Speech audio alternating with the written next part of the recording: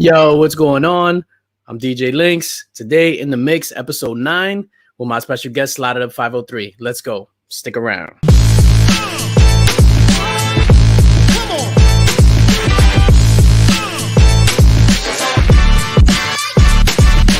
Let's go.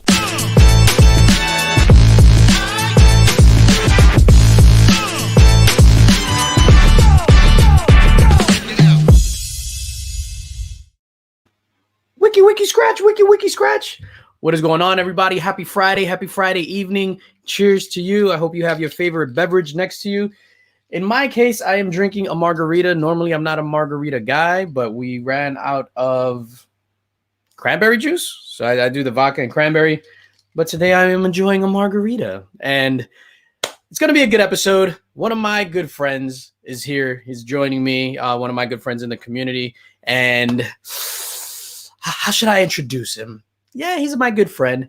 He is the first ever rap battle champion, which is crazy to me. And my guy Slotitup 503. Let me press add to stream right now. Boom, add to stream. It worked. What's up, everybody? What is going on, my G? You know, I don't have any fancy drinks like that, but I was wondering about vodka because vodka is my drink. I don't drink, but when I do, I like Grey Goose. Nice. Hold on. Wait a minute. Let me throw some magic dust on this thing. Boom. You got a lower third. Nice. Slotted up. I couldn't fit the 503 there, so It don't matter what number it is. It's just slotted up. Normally, I'm not. It's funny because I've never been a big drinker, right? But then for Christmas, I got my wife this machine. So it's sort of like the K-Cups for the coffee machine, but with liquor.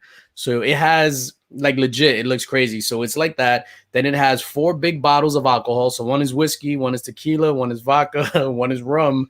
And then you put the pot in, and then you pour your drink. Like, you press the button, and it pours you a drink. So we ran out of Cosmopolitan mix. Yes, Cosmos. So I lied when I said the cranberry. It's the Cosmopolitan pod, and there's only margaritas left because it's like, oh, so I'm drinking margaritas, man.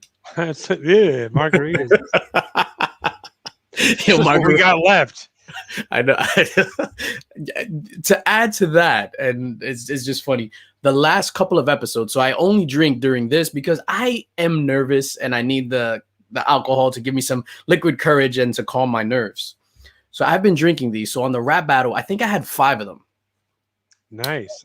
The machine was hooked up wrong. So the tequila was inserted in the thing wrong. So this whole time I was just drinking the flavor syrup with no alcohol. So I'm like, yo, I drank 5 of these things. It should have super whacked this tequila. Like, I should have been on the floor. And it's like the next day they realized that the thing was put on wrong. And I was just drinking legit like flavor syrup. That's funny. Why am I not getting drunk off these? I know. So you're a goose guy?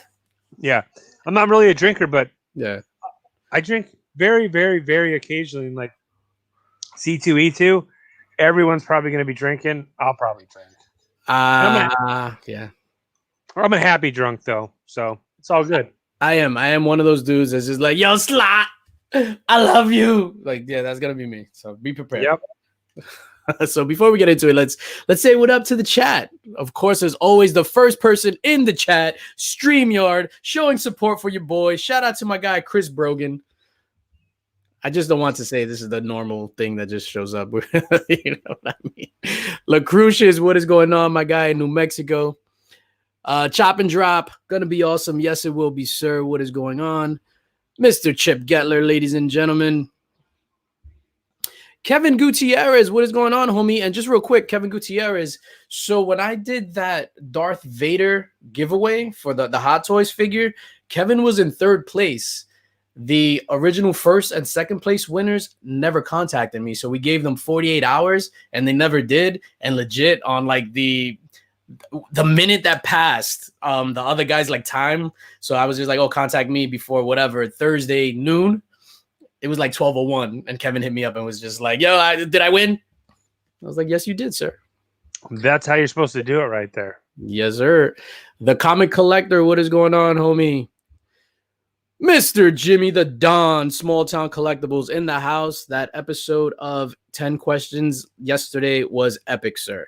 Epic. Yes, sir. Mr. Remy Q Studios. Remy Q, baby. The homie. Remy Q's the man. He is the man. Mr. Dallas Anderson, a.k.a. I Follow Turtles on Instagram. What is going on, homie? Thank you for being here. Wesley's comic collection. What is going on? Great logo there, sir. Looks like kind of like one of the Wheaton logos that you guys got going on. That's pretty cool. Mr. Digger Jim, what up? Pop. Digger Jim is the homie. Who else do we got? Madeline Vicente, the wife. How you doing, ma'am? Ma'am. I'm sorry. Gary B, the casual comic guy. What is going on, sir? The godfather of the Grow Together movement. I appreciate you, Gary. If I've never told you, I do. I appreciate you, sir. We all do. And of course, it jumped. Oh, okay. I made it back. There's not too many people in here that whatever. Mr. Jeff Schultz coming in from Chicago. What is going on? Feliz Viernes. Absolutamente. I don't speak Spanish. That's one of the things I'm like terrible at that. I blame it on my mom. What up? Never could figure it out. Word up, homies. Mr. James Willie coming in from the great up north, sir. How's Terrence and Philip? Tell them I said hi. You are a great big Uncle Fucker. Super Jesse, the queen. The queen is here. Who else do we have? Blah, blah, blah. My guy, C-List Iman from the C-List Villains podcast. What is going on? The champ. The champ is here. Battle champion is in the building. What is going on, sir? Crystal Gonzalez, greetings, ma'am. And then we'll check back in with the chat. That's it for now. And Mr. Slotitup, how are you, sir? How are you? How are you? Well. I am doing. It's Friday. It and I just wanted to tell Tyler, I trimmed the beard, buddy. It's not scraggly anymore. You took away some of his ammunition. He did mention your beard in his lyrics, and his lyrics were fire. His lyrics were fire. And speaking of rap battles and lyrics,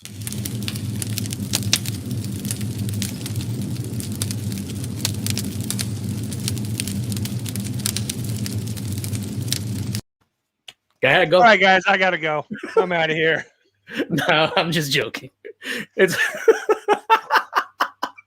yeah, I'm just joking. It's funny. I was telling my wife, I was just like, yo, I want to do this. I think it's gonna be hilarious. And then right before, like, I sent you the link, I was like, damn it, I should have put the video from Dexter where the cop is like, surprise, motherfucker, and then drop that.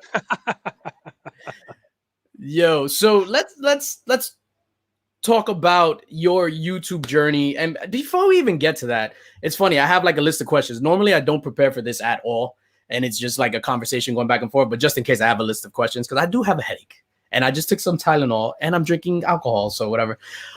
I want to know about you. Like in some of the lives and in some of our interactions, you've always mentioned that you were kind of like a rascal growing up. I want to know about rascals slotted up, man.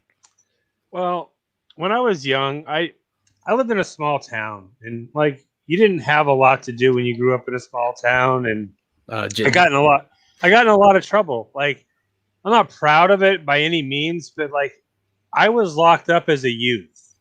Like I was a troublemaking youth. And after I got locked up as a youth, having everything taken away from me and the freedom and not being able to, just be who I wanted to be, I learned a valuable lesson. And unlike a lot of people, when they get in trouble as kids, they continue to get in trouble. I learned my lesson and I became like, a saint after that. So in high school, and like I was bad in high school. Like I got kicked out of high school for knocking my principal out because he got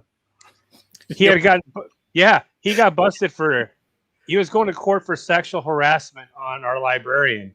And there was a big article in our little town paper. So me being me at the time, I took that paper and I went to the library and I photocopied it, and I was walking around the high school, taping up the article all over the school, and I got caught doing it by him, and he tried to grab me by my shoulder and take me down to the principal's office, and I wasn't having it, and yeah. Holy crap! I was a bad little child, but I mean, learned my lesson. In that instance, you kind of were doing something good if he was going to court for sexually harassing. I'm assuming one of the students, one of the librarian. Oh, the librarian. Oh, I'm sorry. Yeah, and he actually lost his job like months later for being convicted of it. So, and I still, I legit got kicked out of high school right before graduation because of it, and had to go through a lot of hoops and stuff to get it all taken care of. That is insane. And you clocked him in the school building? Yes, I remember it was glorious because he was like, there was a couple other kids. Glorious. It was. Because he was such a jerk. There was like a couple random kids, with their hall passes doing their thing, and he was on the ground, and he like yelled at one of them, and he goes, "You seen what happened?" And I was like, "Yeah, they seen it. They seen it." Wow, James Willie. I had a teacher try to get a senior football lineman kick my ass. My uncle was smashing his mom, so joke on them both. Okay, James Willie, that's hilarious. James Willie. Wow, so he's laid out on the floor talking about, did you see this? Did you? Ah, man, that's. He was like, "You seen what he just did? You seen him assault me?" That's terrible. And you wind up. They didn't kick you out the school. You wind up graduating and everything fine. Yeah, I had to, like I said, I had to fight everything, and it was a big ordeal. Like I didn't get like the whole. It was literally like a month before senior skip day and graduation and like all the fun stuff. Like they did their little senior skip day, and I wasn't allowed to go, but I had a driver's license and a car at the time, so it was like you can't stop me from going, really. That's funny. That's funny. I remember it's not along the same lines, but it's just violence and school. So I'll just connect those two. Like I'm just reaching out straws and connect this. Yeah, I was in the second grade, and it was the second grade. Was it the second grade? It may have been the fourth grade.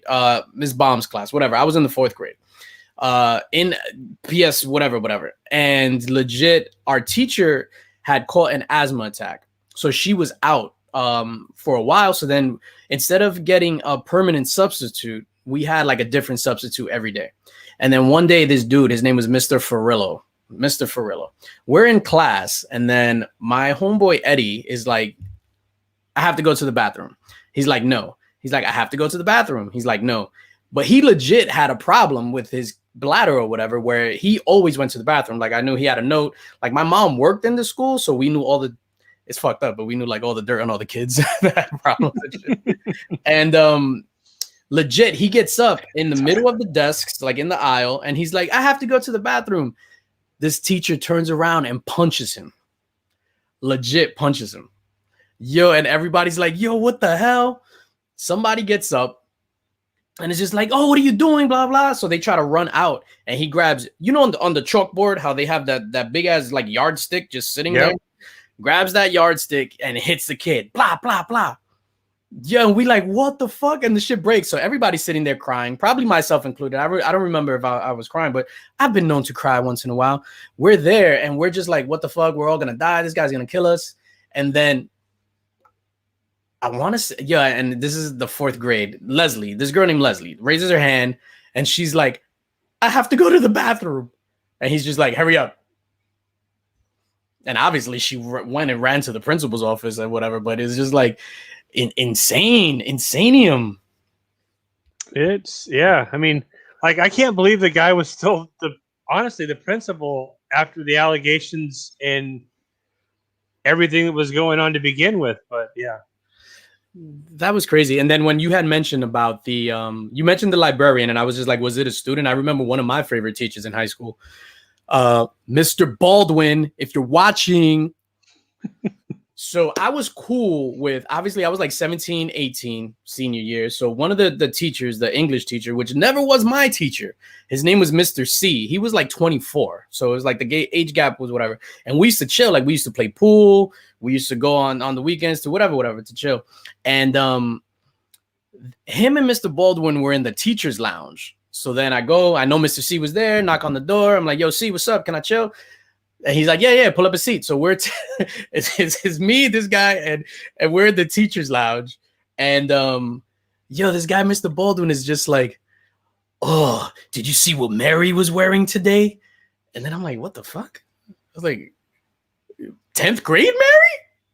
But Mr. Baldwin was like in his 40s at that time. And he's like, oh my God, what I wouldn't do to her. And all this other shit. And I was like, yo, what the hell is going on? I was like, yo, see, I'm out, man. Yo, Fix Wizzy, what is going on? Fix Wizzy, my man. He used to chill with me with Mr. C, so he knows this is all true stories. Shout out to Mr. C. Mr. C. Yo, Fix Wizzy is the god. Oh, man. And then after high school, were you still following that sainthood? Like, were you still a good kid before you did you go to college, anything like that? How was life after high school? I went to college for a little bit. I went to I got a culinary degree, actually. I got a what? Yeah, no wonder you took these fools in the first battle.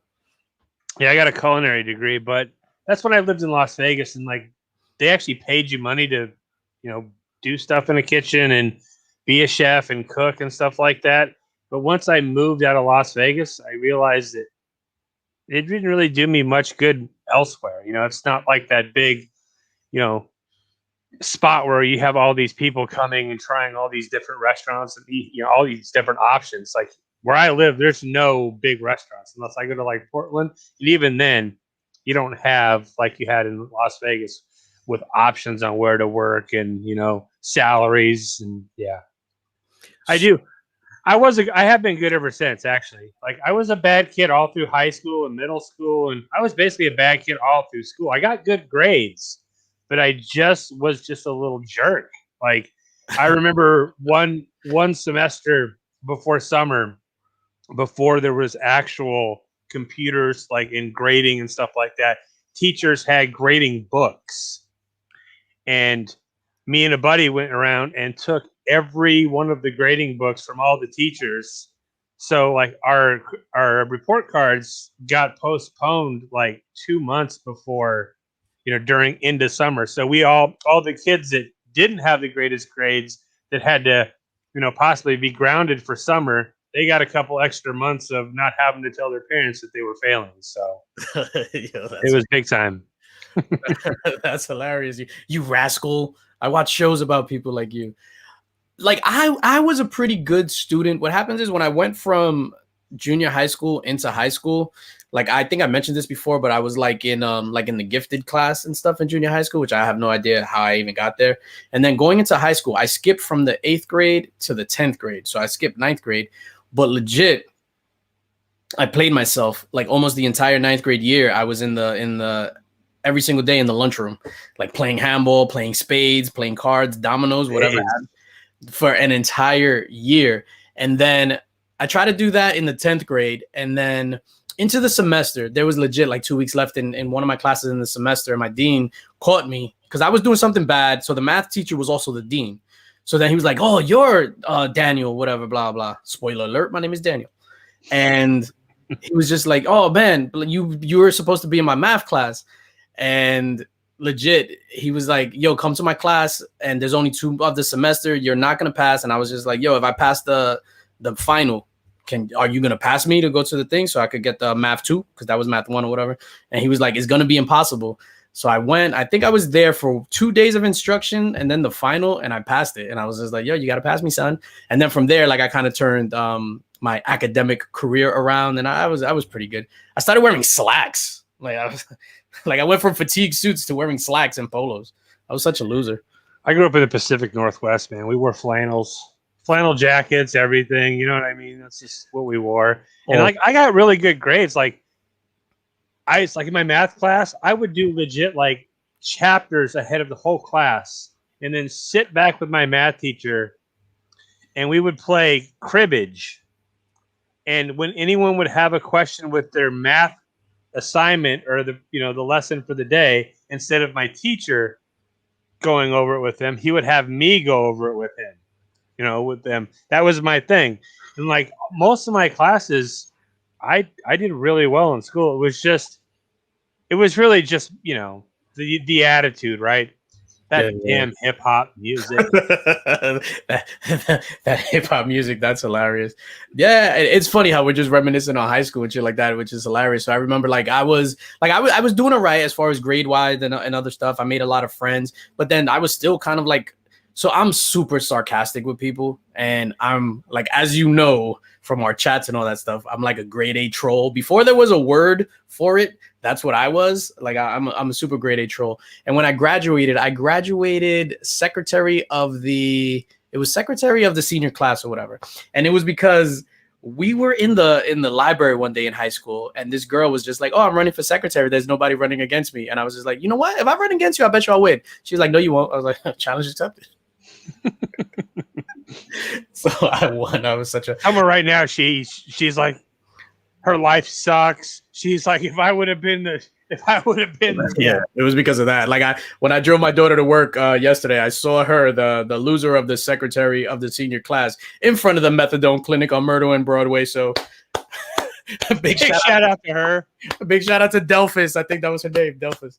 Oh man, that's hilarious. Did you grow up in Las Vegas or no? I grew up in Oregon. I moved to Vegas after I got in all the trouble, through high school and stuff like that. My thing was I grew up in a small town, and for me, it's to get away from the trouble. I needed to get away from the people I was hanging around, and in order to get away from the people you hang around when you live in a small town, there isn't getting away from those people. So I moved from Oregon to Vegas, and I lived there for like 10 years. That was me basically escaping, my troubled past, really.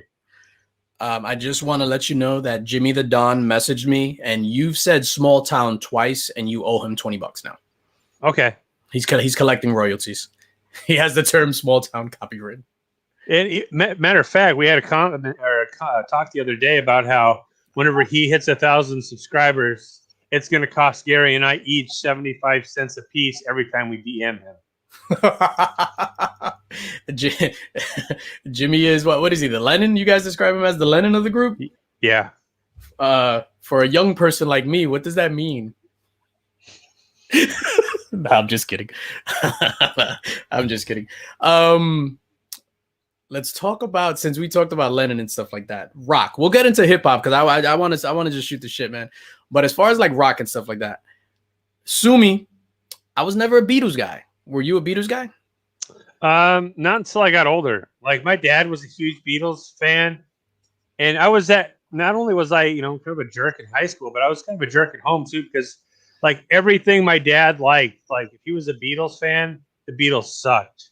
If my dad was a big Blazers fan, of course, in the era my dad was watching the Blazers, there was the Bulls and Michael Jordan. So I was like, yeah, Dad, the Blazers suck. They're nothing like the Bulls.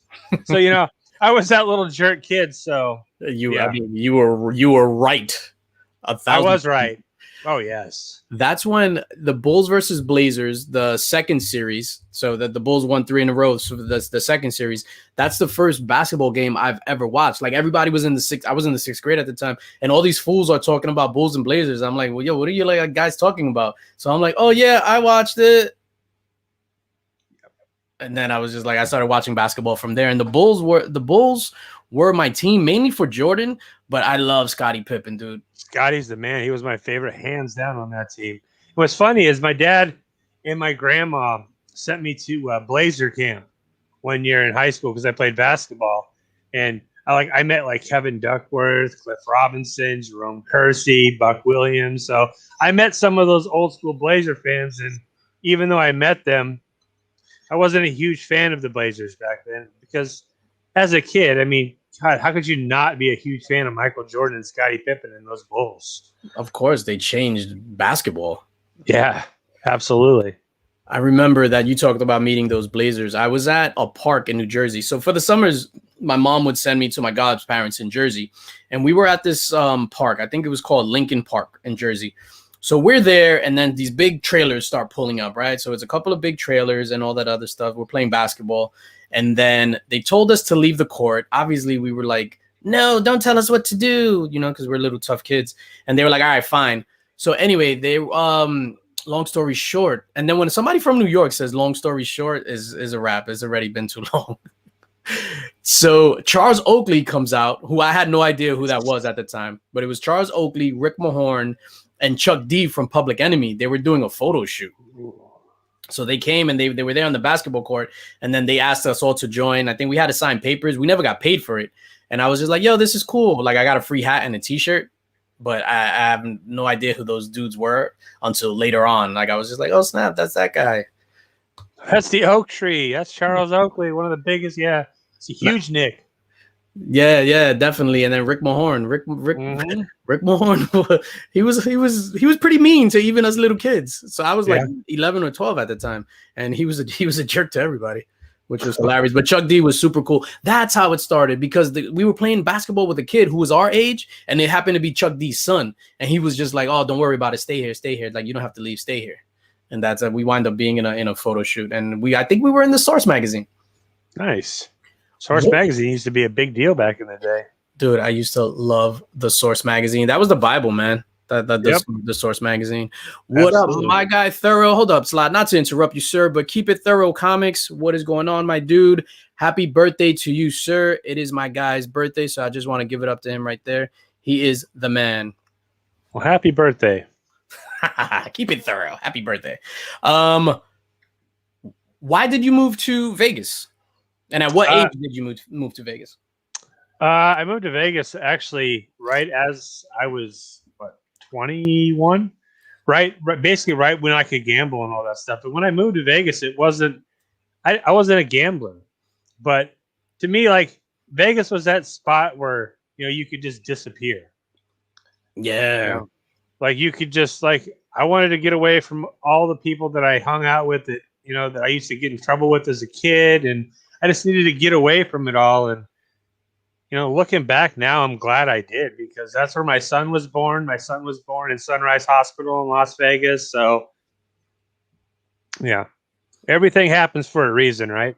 Yeah, no, of course. I love Vegas. That's one of our premiere, I guess, when we were younger. So when we so what happens, my wife and I, we had our kid very, very young, and like, we didn't experience like vacations and things until our mid-20s. So then we started going to vacations, like not vacations, to Las Vegas, like that, like 25, 26, and it was like a whole different world. The stupid thing, though, we would go in the summer. So it was like 120 degrees outside. I would burn my face with my sunglasses on and things like that. But we would go like that, like 2004, 2005. And it was mainly because I don't gamble, but it was mainly like go to restaurants. So we had our favorite restaurant that was in the MGM. And we would just go to clubs and just get wasted, dude, every single day. That's a good thing. So shout out to my wife, that she's my my road dog, my partner, that we party together and we party hard. And then I want to transition to, like, we're speaking of wives, like Super Jesse. Like, how did you and Super Jesse meet? You guys will laugh, but we met online. Like, we were both previously married and previously divorced, right? And so, like, I hadn't been dating in a long time. So after I got divorced, I was like, okay, well, now what? I don't even know how to go about dating again. And then, you know, like, my uncle's like, have you ever tried like these online dating things? And I'm like, no, that seems ridiculous. And I was like, that seems ridiculous. Whatever happened to going out and meeting people? And he's like, I'm telling you, man, you got to try these online dating things. And I was like, okay. And I did the whole profile thing. And me and Jesse met. I met like two people, or one person, actually. I actually met one person before her. I was like, okay, this sucks, because it was legit. Like, this person I met, the picture that they showed was like 20 years ago. And I met them. I'm sorry for catfishing you, sir. Yes, you should have never catfished me, but yeah. So yeah, it was an online dating thing, and we hit it off. Like, we were talking about like shows that we liked together. Like that show at the time, I don't know if you guys have ever seen or heard of The 100. Yeah. Yeah, that was a big show at the time. We met at Starbucks, and we were talking. We literally sat there and talked for hours. And then I'm not really a big talker when it comes to like talking to people on the phone. I'll be on the phone, and if someone calls me, even a friend or family or something, I'm quick to be like, "Yep, all right, well, we'll talk later." And I'm just like, click. I hate talking on the phone. Same. I hate that shit. But me and Jesse, like, we would talk on the phone, and next thing you know, I'd look at my phone and I look at the time, and I'd be like, damn, we have literally been talking for like 3 or 4 hours. Oh. So we had so much in common. So yeah. And then you'll be like, no, you hang up. No, you hang up. You first. I'm Right? I crack myself up. Oh man, that is hilarious. Like Jesse, Kind of how it was. No, I mean that. Yeah, it's the same thing. Like when well, my wife and I got together. Obviously, we got together, like I said, in high school. But when we were like dating, it was like that, where it was just like always on the phone, like in school, come home, wait for the phone to ring. I lived in. It's funny because my parents lived. We lived in a building. There were 6 apartments in the building. We lived on the 2nd floor, but my parents lived on this side, and then I lived with my grandmother on this side. So the phone would ring and my mother would bang on the wall to my room. So my mother's kitchen was my bedroom in the next apartment. So she would bang on the wall and I knew that was the phone. And she'd be, give me the phone, and she'd be like, hurry up. And then I would be on the cordless phone because that's when cordless phones came out, and that was the shit. Right. And until it died. Yeah, so that was funny. And I see the way Super Jesse, I wanted to talk about Super Jesse because the way Super Jesse holds you down, like in the chats, on your lives, it's funny because I wrote down here, ask Slot, does Super Jesse tie his shoes? Yes. When I'm wearing my Doc Martin boots, the ones that go all the way up to here, the ones that you just have to lace forever. Yeah. Sometimes she helps me with those. That's hilarious. And then back to that, like she just holds you down, dude, like crazy. And then even with the rigged commercials and stuff like that, like, did you ask her to start doing those things, or does she just have a passion for doing like those skits and stuff? At first, it was like, I need help. I need to, I want to do something creative like that. You and the kids would be great. And now she loves it. Now her and the kids, like they look forward to it. And honestly, like Super Jesse does so much. Like my little book, she keeps track of all the little shows I'm coming on. Like I'll be like, do I have anything planned this day? Because sometimes I could be oblivious. Yeah. You get lost in stuff and you're like, So it's good to have that partner in crime, like you were saying, to keep us, at that level where we need to be. Because sometimes I can get sidetracked and I'm easily, unfocused. So she keeps me on the straight and narrow. That's for sure. No, that's dope. And that's definitely cool to have that support system. Like my wife supports me. Like she's in the chat. She'll be here. She watches all my videos. I'm trying to get her to join me. Like I wanted her to join me on one of these episodes so that we could just kick it and see how she feels about the community and collecting and comics from a woman's perspective and from a wife's perspective. And no, I just think it's super important to have that support system. And before we move forward, I just want to give a big shout out. So I have him on the screen there. Cruel Angel Comics. So I met Cruel Angel Comics, my guy Elijah, at the 3 Men in a Basement comic swap in Connecticut. And such a great group of dudes, Elijah, Tony, and Jose. So I was able to meet them. It was funny because it was like one of those things where I thought somebody was like pulling my chain, and they was like, "Excuse me, are you DJ Linx?" So I expected to turn around and see like Gary B or something, right? Because it's not. and it was Elijah, and it was just like it was so awesome just to meet them and stuff like that. And he was like, "Can we get a picture?" I was just like, "What is happening? Like, what is happening?" So big shout out to you, my dude. Thank you. Sorry if I interrupted you, sir. I didn't mean to. No, not at all. I'm like your show. I'm like burning. No, it's your show, sir.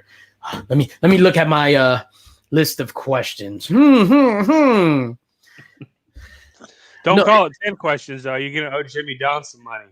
I was gonna call it 9.9 questions and see what happens. 9.9 preguntas. Because that's the question. So YouTube, and obviously we all do pretty much the same stuff, and I've heard your story about how you got into YouTube and things like that. So I just wanted to ask, how has YouTube changed your daily life? Because I feel like this affects our daily lives, but how has it changed your daily life? I'll tell you what, YouTube is, for me, it's opened up so many more doors because I've been a introvert, not wanting to go out and meet very many people. And this whole going on YouTube and then making my channel and then, like getting my foot in the door and meeting people. It's like Friday this morning when I woke up, I was like, Friday's now like I'm excited because Mark has his live. It's almost like you have a plan for the day. Mhm. You have a schedule with YouTube now. Like you have this guy's got this show, this guy's got this show. It used to be like TV and other little random things. Now YouTube has kind of become my hobby. At first it was for fun, but now it's a hobby, and now it's an interaction with friends. So yeah, it's funny, and that goes back to how you were saying where you met Super Jesse online. Like I would watch my wife, like another guilty pleasure. We watch what did we watch? 90 Day Fiance, where people meet online and all that other stuff. And I was just like, I do not understand how people meet and fall in love online without seeing each other. And clearly that could happen, because if we meet on YouTube and we've become great friends and talk in the chat and all that stuff, I'm trying to say I'm professing my love to you, Slotitup. Oh. No, I'm just joking. But I accept. Oh my God. But I could clearly see how that could happen. Like for me, it's like you said, it's a schedule. Like waking up on Friday, Mark's live and Tyler's gonna be on that. Last week's live, which went for hours. I was in meetings all morning, and I was so pissed off that I wasn't able to jump on. And I'm just like, yo, what the hell? It looked like so much fun. Mark even left, like his own stream. He left to go get food. And it was just amazing. And that's the type of camaraderie that this community has. And it's just awesome. Like for me, it's like that. It's the schedule, waking up. And it's a lot of YouTube shows have replaced like TV stuff. You know what I'm saying? We're not even watching TV. So it's that. It's like the camaraderie. As far as our own content, do you ever feel pressure? Like, shit, I have to upload a video tomorrow and I don't have a box, or I don't have this, I don't have that. Like, what's going to happen?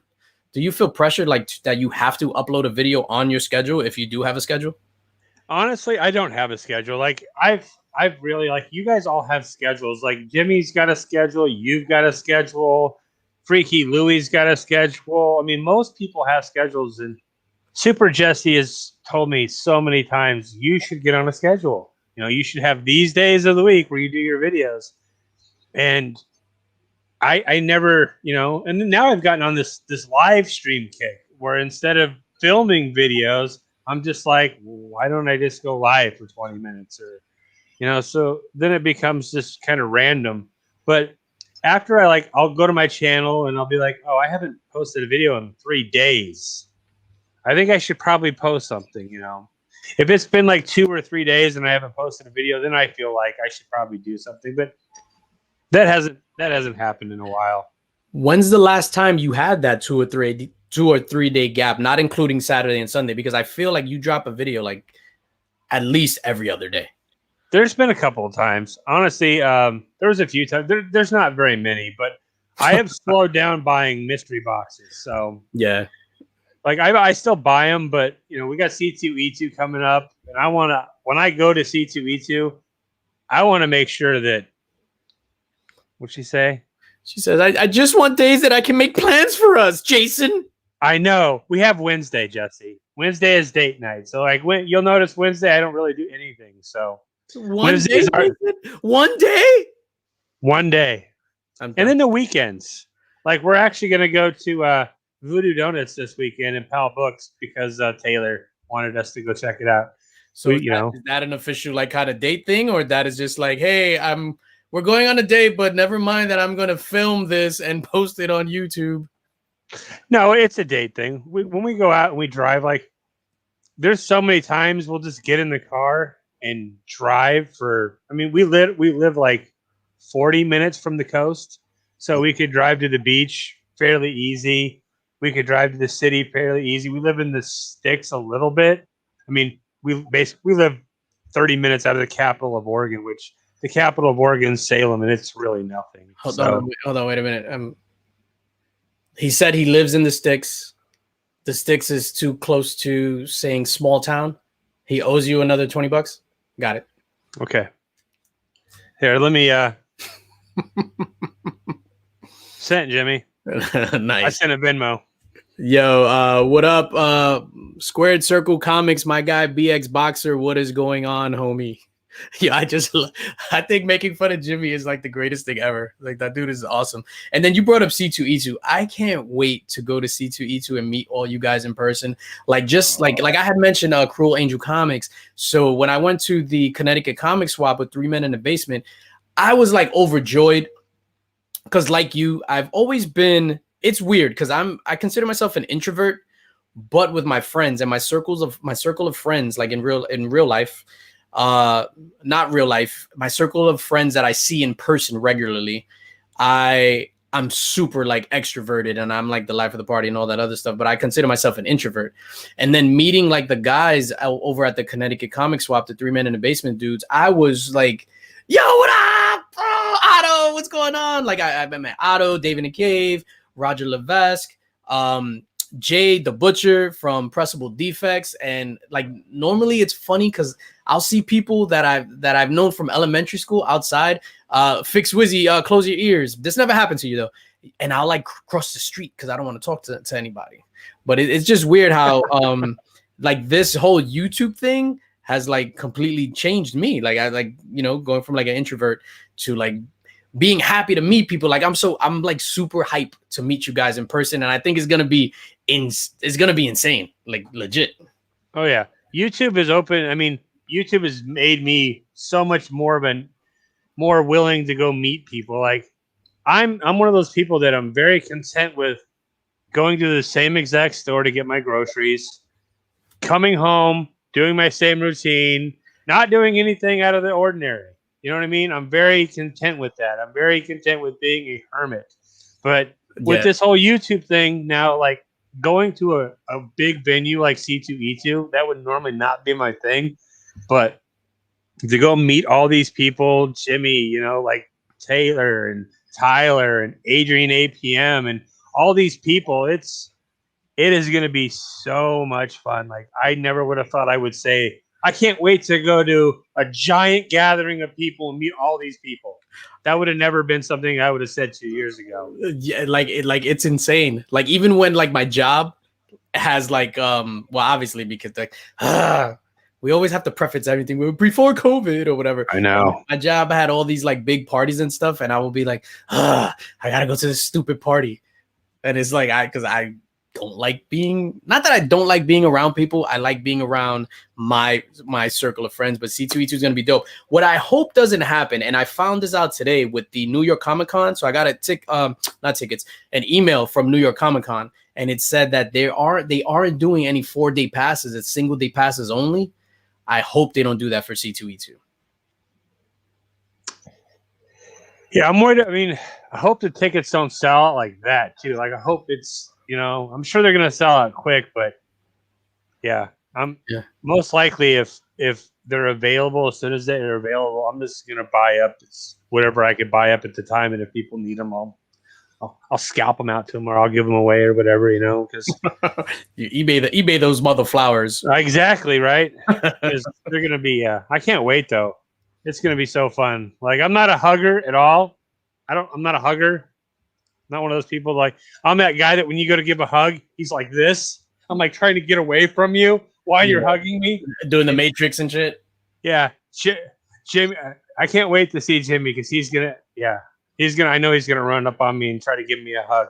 So, yes. So right on New York Comic Con, they limited the amount of tickets. There aren't going to be any 4-day passes, 2-day passes, 3. Everything is a single-day pass. So, and then if it's the same company, Reed Pop, they'll probably do the same thing throughout all the other cons. Which, I mean, I'll still wind up going, and then I'll still go to Chicago. Then we'll go one day to C2E2, and then we'll just chill the other days and do other stuff. Chicago. There's comic shops. Chip Gettler will take us out on the town. I'm sure Chip Gettler knows the ins and outs of Chicago. I've never been to Chicago, so even in the winter, I'm sure there's lots of stuff to do. Well, you will be a hugger slotted up.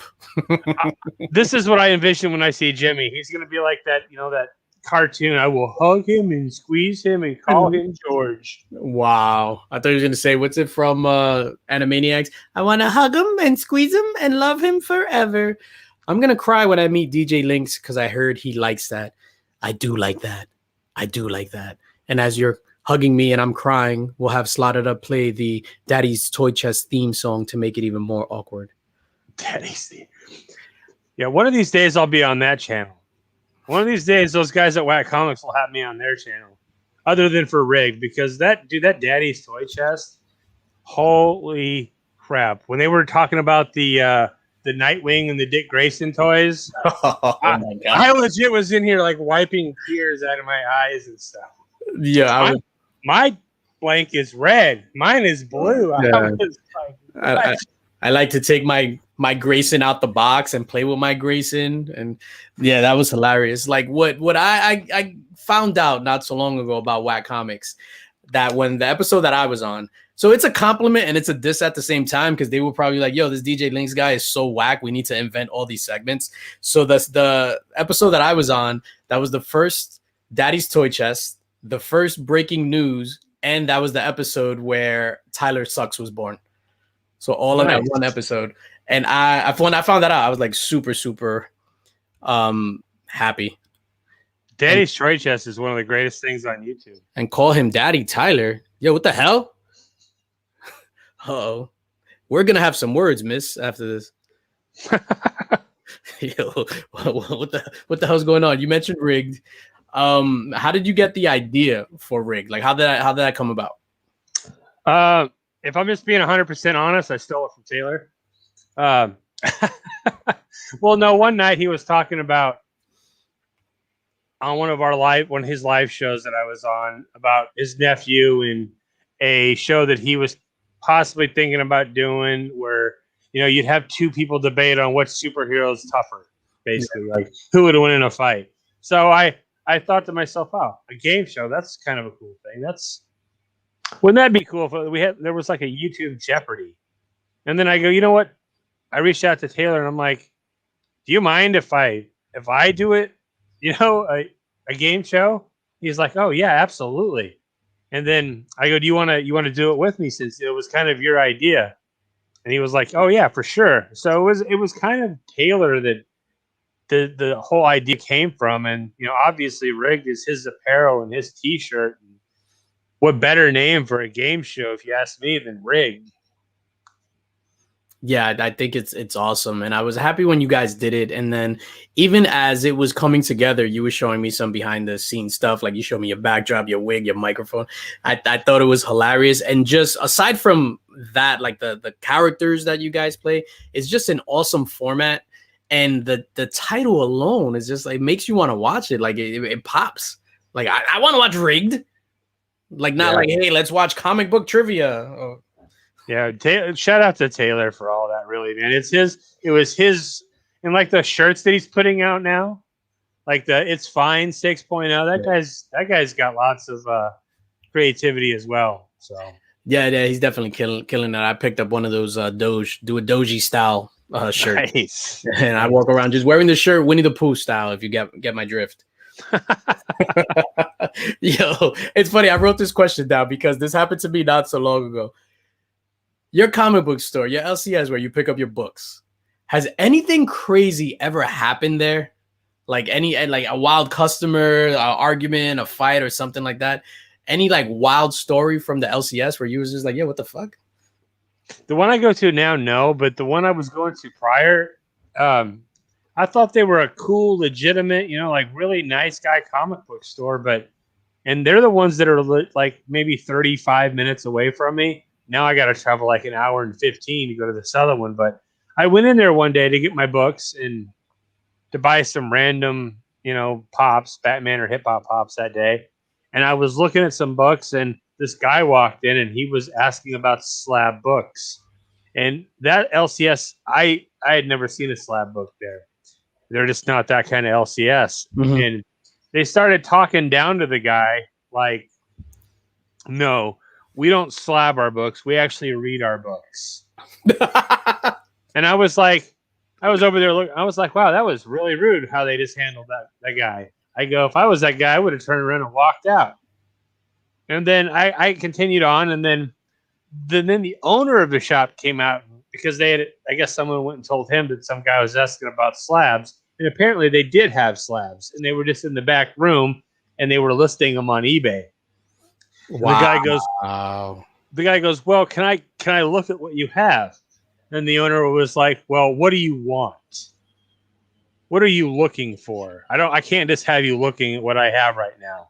And I was like, well, you're a store, you're a comic book store, and you can't just be showing people comic books. How dare you look at my merchandise?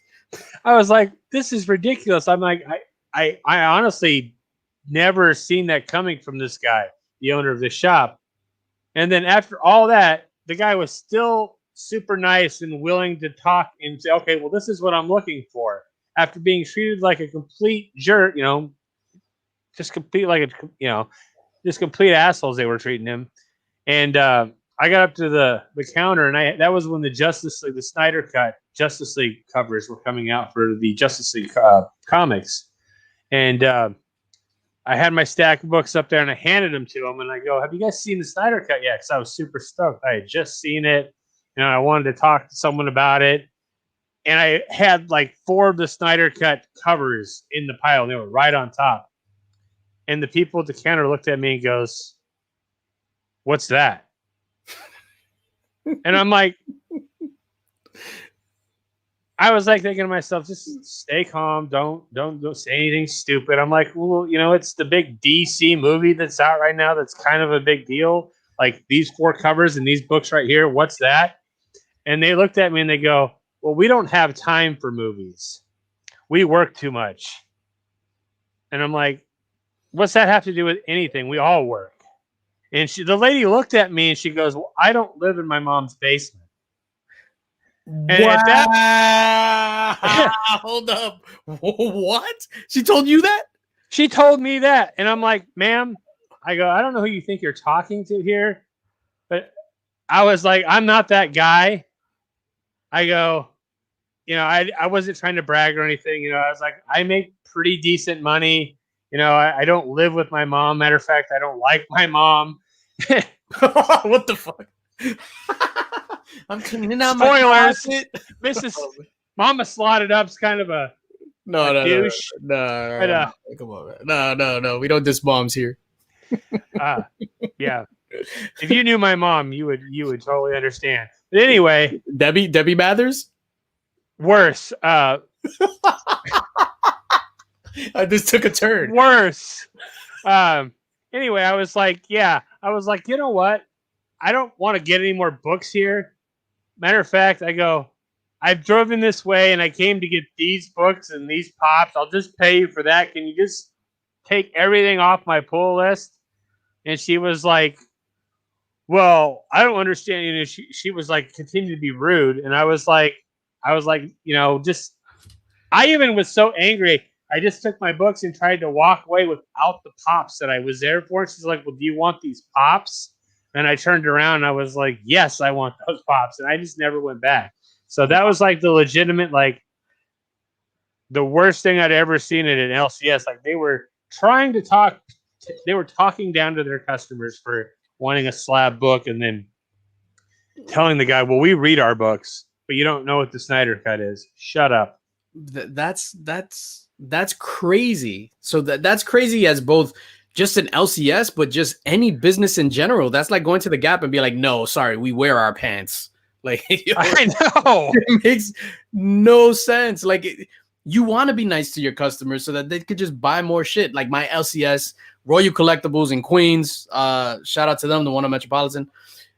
Nicest people in the world. And I'm not one of those guys that go in and be like, oh, hey, how you doing? What's going on? Blah, blah, blah. Did you see this? Like I go in, hey, Mike, get my books, pay for it, and I bounce. But they're the nicest people in the world. And I had asked you that because a couple of weeks ago, and I was just like, yo, this is like so weird. I was in Royal Collectibles, and I'm looking at, so what happens is I get my books, account, blah, blah. They give me my books. I look through them. Sometimes there'll be a ding in the corner, so I have to go to the wall and swap it out. So I go to the wall, I swap it out, and usually you grab a book with your left hand, but that's where the spine is. So I grab the book, and then I hear, you shouldn't grab it like that. And I was like, what the fuck? And I was like, what? And then it was like some guy, and I was like, what? He's like, you shouldn't grab it like that. And I was like, what are you talking about? He's like, you're messing up the book. I'm like, the book that I'm gonna buy? You shouldn't grab it like that. And I was just like, yo, I have no idea what the fuck is going on. But then they were just like, whatever his name was, Richie, calm down, Richie, calm down. Like he was like special, but it was just like so hilarious. Like he was gonna beat me up for putting a spine tick on the book that I was going to buy. Because it wasn't even like the first one. Like I took it from like, you go like that and then you take one, like the fifth one. And he was going to kill me for grabbing my book wrong. So I just thought that was funny. And I wanted to see if you had any similar stories to that. But your story like trumps it. Like I don't understand how somebody in a position where they're selling their own goods, their products, would downgrade their customers like that. That is so stupid. Yeah, I mean, you would want someone's first experience in your store, you would think, to be positive. Not, hey, do you have this? No, we actually read our comics. Well, I mean, crap, buddy. Well, then I guess I'll never buy anything from you because, yeah, that's not how you treat your customers when they walk in. And it blew my mind because they'd always been so nice to me and Jesse. They had always been super nice, and it just. And the owner, after the whole thing was said and done, like the store manager was the lady, and the guy like ran and hid because he realized they were being jerks, and he was basically embarrassed how they had handled themselves. And it's not like I spent a ton, but did I spend probably on average probably $200 a week at the LCS? Like when I go pick up my books on Wednesdays, on average about $200. Wow, that is great. They chased away a lot of money, so that's on them. Anachronic Comics. I go to Midtown Comics in Manhattan. Both stores have some friendly guys and gals, very helpful. Sir, you are in my neck of the woods. I work down the street from the Midtown Comics flagship location in Times Square, and Midtown Comics. It's funny because their ordering online is horrible. Like you get the comics like a month later, probably sometimes. Everybody there is super helpful. Like they feel like they're lucky to work at Midtown Comics and look at figures and toys and comics all day. So you, sir, are 100% right. I'm still mind blown at that. And then the Snyder Cut. Like we don't have time to watch movies. This just like we don't have time to watch comic books over the stream. And then look at me and go, what's that? If you work at a comic book store, you would think that you would know about a big Justice League movie or a Superman, any kind of superhero movies. But the thing is, a lot of these I've been in some other comic shops like in Eugene and stuff. Like you go in there and they're legit college students that are just working there for the money, which is no big deal. I mean, people need jobs, but you ask them a question and they're like, we have no... Who's the Flash? And you're like, okay.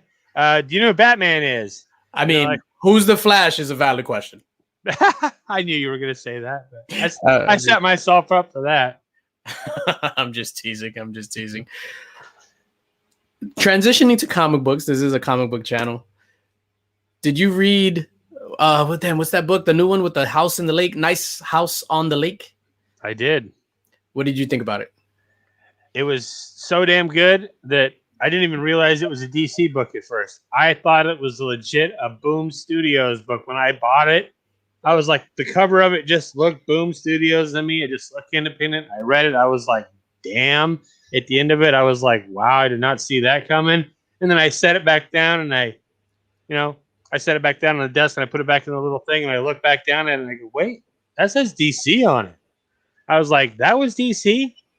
So yeah, that book right there is like at the end of the end of that book, it's like the twist it took was mind blowing for me. Yeah, I don't want to give up any spoilers or anything like that. Besides everybody dying at the end. No, I'm just kidding. No, I say that to everybody about everything. So if somebody's like, hey, I'm gonna go see this movie about dogs, I'm like, yo, everybody dies at the end, just to be a jerk. It's funny because I was going to say it was an amazing book. Like I was super hooked the entire thing, but you just said it was DC. So I feel like it sucks. No, I'm just kidding. Yeah, it was amazing. I was telling my wife, it's one of those things. And it's funny. I was telling you this backstage. So if I read a book and I'm like super hype about it, like I'll try to explain to my wife a little bit about it, but then I'm just like, okay, like obviously she doesn't have the same enthusiasm as me. But with this one, I was just like, yo, this story was crazy. XYZ happened. I was like, what? And then ooh, and then oh my god. And then she just looked at me like I was stupid. But yeah, definitely my book of the week. And I haven't even read any other. Well, I read Immortal Hulk, but not any other books. Going because you just started recollecting, right? During the pandemic. Yep. What is the biggest difference from when you were collecting back in the day to reasserting yourself in the, well, I mean, now we're in the community, but reasserting yourself and just in the collecting comics overall? Like, what's the major difference from back then to now? Now I have adult money versus, you know what I mean? Back when I was a kid, you know, I walked into a comic book store and I'm like, you know, you reach into your pocket and you pull out a wad of dollar bills and some change and you're like, okay, I can buy a couple of comics. Now you go into the comic book store and you're like, okay, you just start buying stuff and you get up there and you hand them your card and you're like, so it's like the ability, because I grew up poor, you know what I mean? Yeah. My parents worked really hard. My mom worked really hard. My dad worked really hard. They weren't the greatest people. They didn't pay attention to the kids' work, the crap, but they did keep food on the plate and they worked all the time. So I grew up poor, so I didn't have a lot of stuff. So when I grew up and I got a good job and I got an education and, you know, I had real people money, it's just fun to walk into these stores now and be like, okay, I want to spoil myself a little bit and I want to get some cool stuff that I used to have as a kid. So it's really just having the adult money now. That's the biggest difference for me. Yeah, definitely. Like being able to walk in, like I mentioned the Connecticut comic swap. So before we went, I went to the bank and I came out from the bank and my wife was like, what the hell? As I was walking to the car, in my pocket, I had just a big ass knot. And I was just like, yo, it's the first con in like forever. But just to be able to walk in and pretty much just be like, I want that. Obviously, we work hard for our money. Yep. So it's not, you know, and luckily I don't have a lot of other vices. So prior to COVID and getting back into comic books and stuff like that, I was all about clothes. So it was sneakers and clothes, like legit. When I have a bad day, so I was working in the city, somebody will piss me off in a meeting, right? So we will be in a meeting. This guy doesn't like my idea. I huff and puff and throw a tantrum. I would go to the department store and buy something. And that's what calmed me down. So it would be like either go to the department store, and I would always go to Midtown Comics, like legit every single day. I wasn't buying comic books, but I was buying hot toys and I was looking at the figures. And that's what calmed me down. So working from home. And then now when we go into the office, I go in like in my stick around shirt and jeans and like, I don't care anymore. But it's like, all that money that I was spending on clothes now goes towards the hobby and comic books and stuff like that. And it's just such a good feeling to be like, I can get this and I'm not in the hole. Yeah. I spent a lot of money on shoes too. Like ask Jesse, like shoes. I'm a shoe guy. I love shoes. I'm an Adidas guy. I like Adidas and I like Pumas. Those are my two kind of shoes. And I was literally like buying a couple pair of shoes a month. And then I like to play video games for a long time too. And I went from console gaming to like PC gaming, and PC gaming is expensive. Like the PC that I bought, it's like when I bought it was $3,000. And it was like, even still right now, the graphic card in my computer is ridiculous. And it's like a 2080 graphic card, and now I think they have the 3080 or whatever, but still it's ridiculous. And now I don't really game. I play some random games on Steam with Jesse, like we'll play some random golf games or live, or you know, those silly board games on there. But I spent the money elsewhere too, so it's good this way. To me, at least I have stuff to show for it now, as opposed to before, as you know, I was blowing money on stuff that, you know, stuff that I didn't really have to show for it other than my game. And I was spending a lot of money on in-game purchases. We'll say that. Those V-Bucks on Fortnite? No, not Fortnite. No, just kidding. Yeah, it was funny because you talk about nothing to show for it. So back in the day when I was collecting, it's funny because it was like I would collect, sell.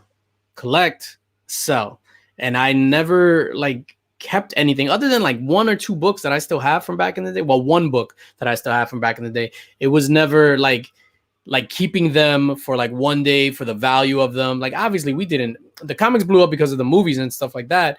And especially the 90s comics, but nobody thought that Amazing Spider-Man 300 would be like what it is now, or 361 what it is now. And I wound up moving like all those books, and I got peanuts for it. I think I sold my like a stack of books. It had like Amazing Spider-Man 300 in it, a 361, some other good keys, X-Men 282, First Bishop.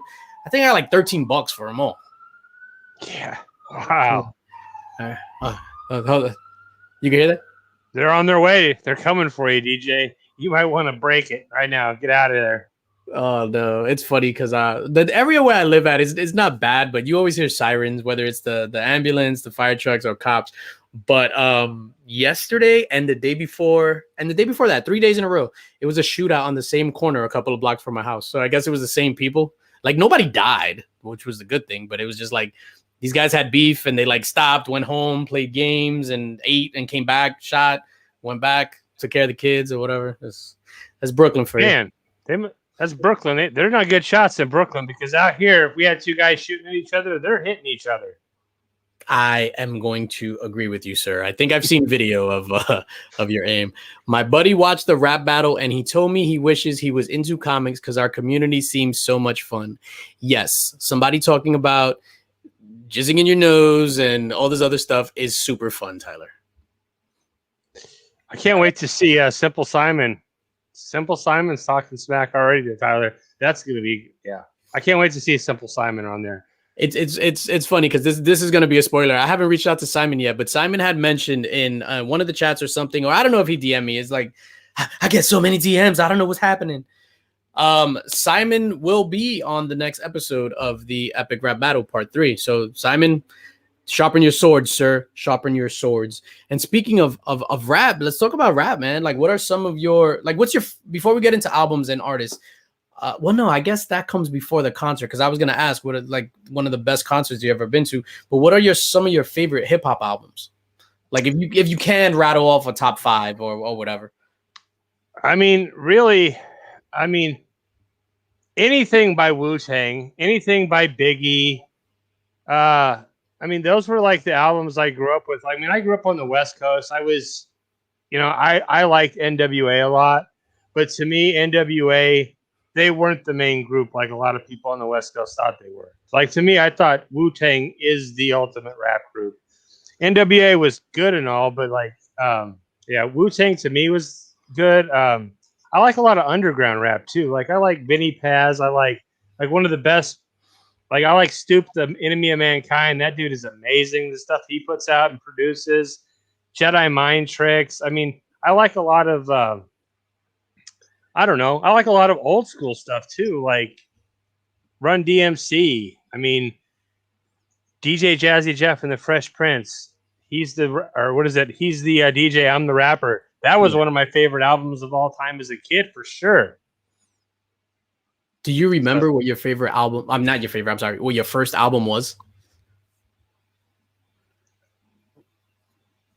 I'm pretty sure it was the KRS-One album. I'm trying to think of which one it was now.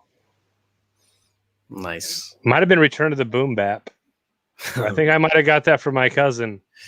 Nice. I remember also having I remember the first album that got me in a lot of trouble was I'm trying to think of them now. Really, Two Live Crew. Two Live. Yeah, I remember when my dad found that tape and was like, he walked in and I was playing, Welcome to the Fuck Shop. My dad was like, "What in the hell are you listening to, boy?" Oh, me so honey. I was like, "I don't know, Dad. I got it from my friend." You're like, "I learned it from watching you." I don't know if anyone is gonna get that reference. That is dope. It's funny because obviously we spoke about this before, but I love like all the underground shit that you mentioned. When I discovered Jedi Mind Tricks, I was just like, I've been missing this my whole life. Like, for me, Jedi Mind Tricks, and I don't mean this in a bad way, is like a indie comic, like Tyler put it great on 10 questions.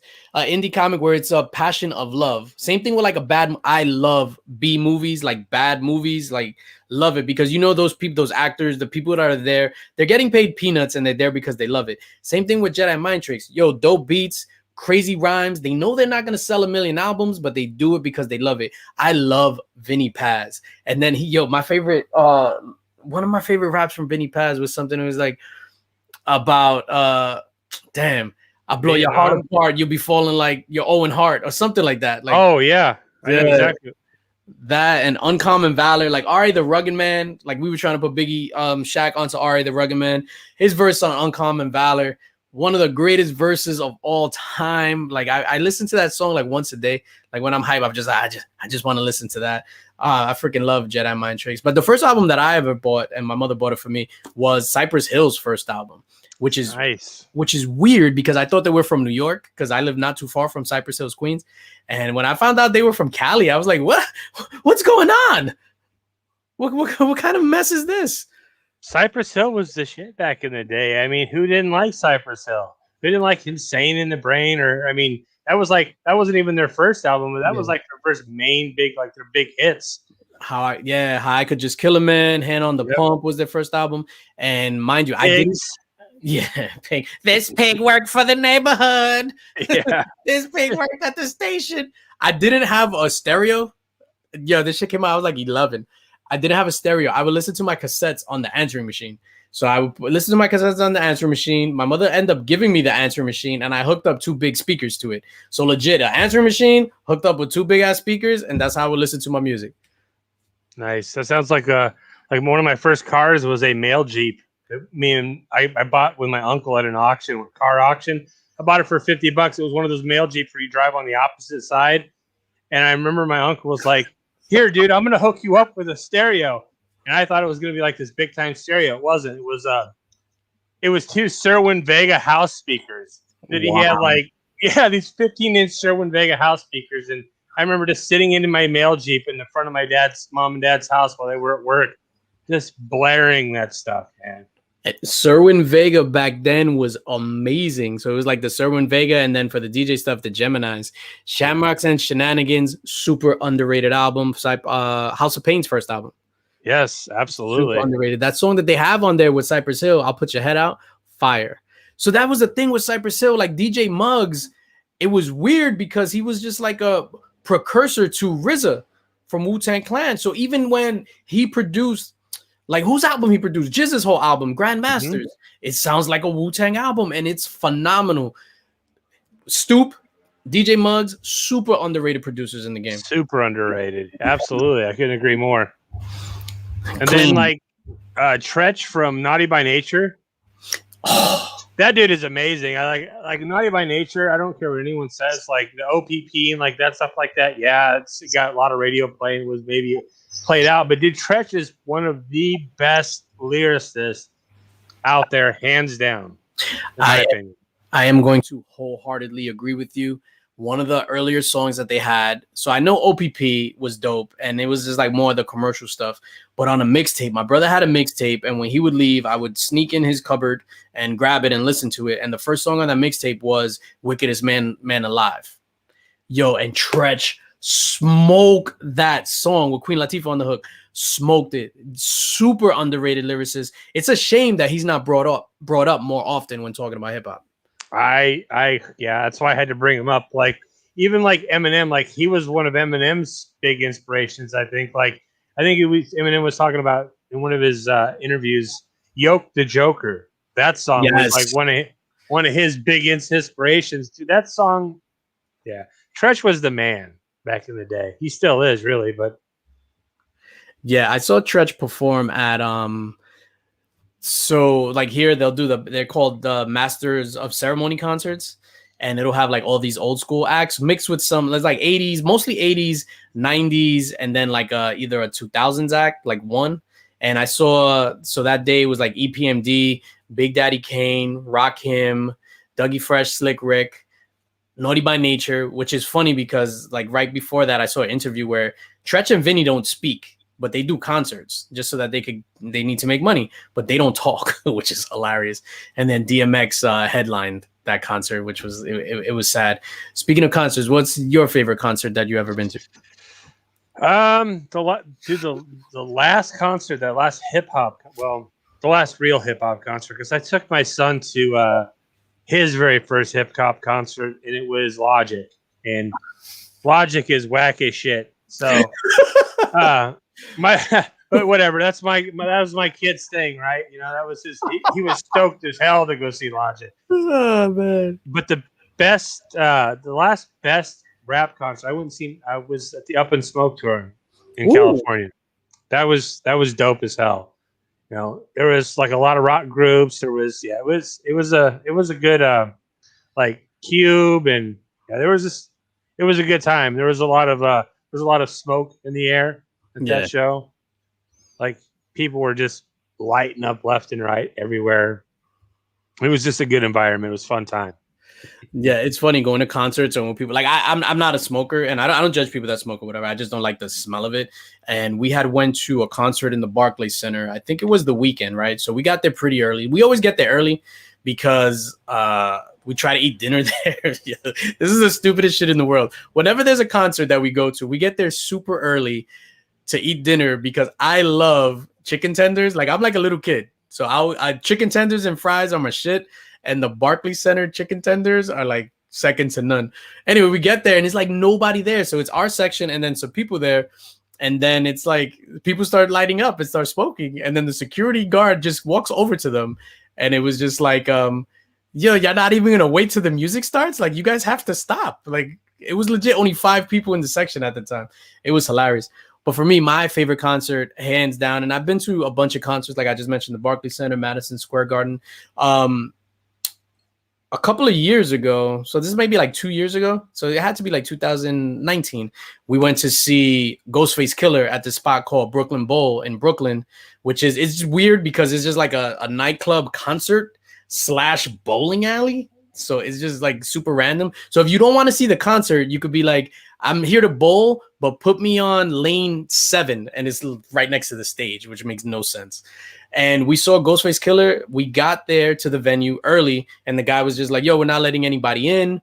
So we left. We came back, and we saw they were letting people in. And I was just like, yo, my man, like there was a big line outside, and they were letting people in. And I was just like, yo, like you said, like we couldn't get in. We came before. Now you letting people in. What's up? And he was like, yo, you know what? I mean, I was more nice than that. Like that's one thing. I try to be nice to everybody. Not that because like, oh, you never know when you're going to need them, but just be nice and it'll come back in spades. So I was like super nice to him and he was like, yo, you know what? Just come in. Go ahead. You and your wife, whatever. So we went in and we were on the stage. Like, I think you've seen a video I had posted on IG. I was on the stage, like leaning on the stage, watching Ghostface. And I was like, yo, man, move your crotch. Like he's like rapping right in front of me. And it was like, damn, dude, what are you doing? So I'd never seen Wu-Tang. I had never seen Wu-Tang live. That's one of the ones I wish I could have, definitely seen.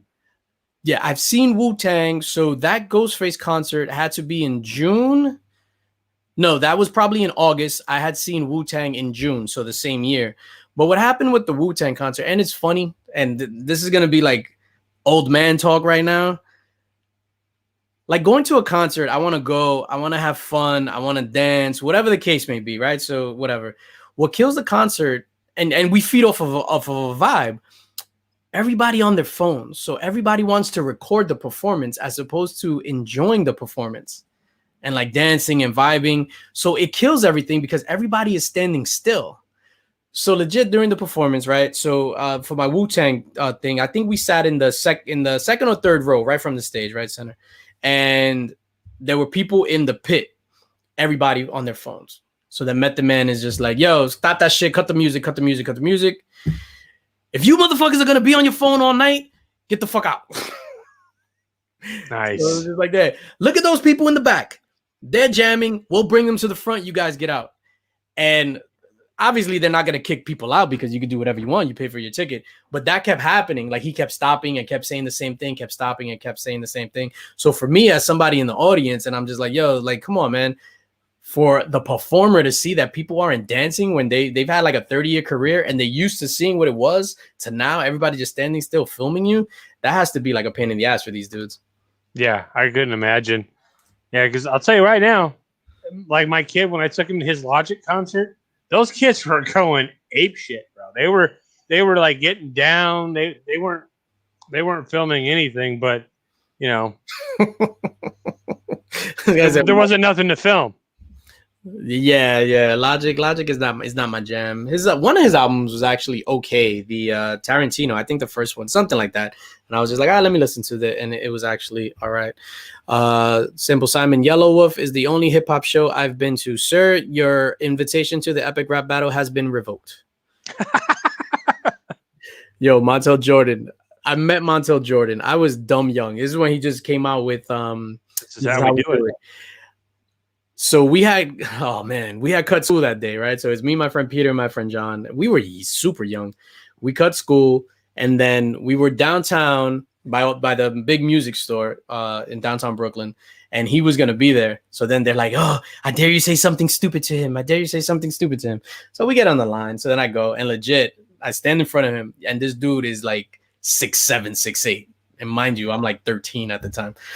And then I'm like, "You're not old dirty bastard," and I just walk away. You're not old dirty bastard.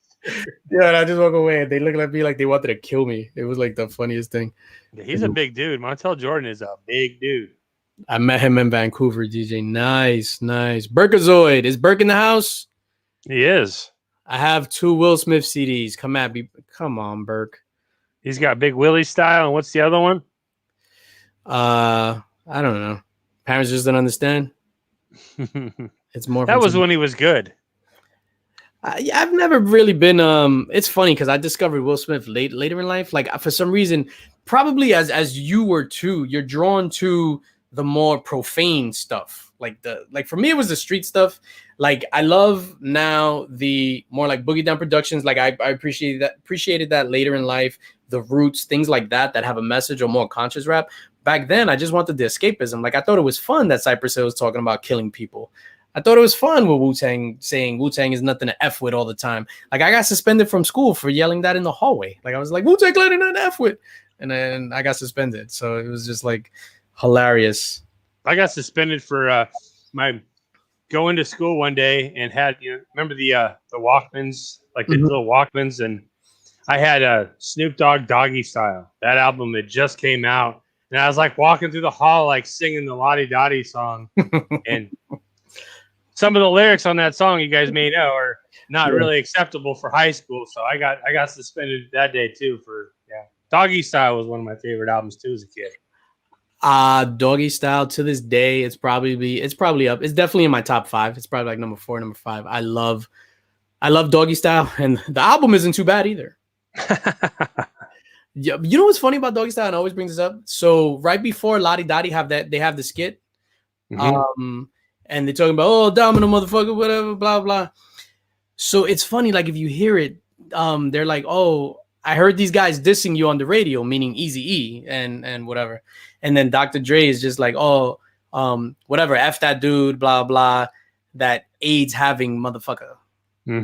Way before the news broke that Eazy-E had AIDS. So he said that, which is crazy. Yeah. And the little school skit back in the day. What do you want to be when you grow up? I want to be a motherfucking hustler. You know what I just learned about that? That was Little Bow Wow. Which I had no idea. I just learned about that. The skits between every damn song killed me.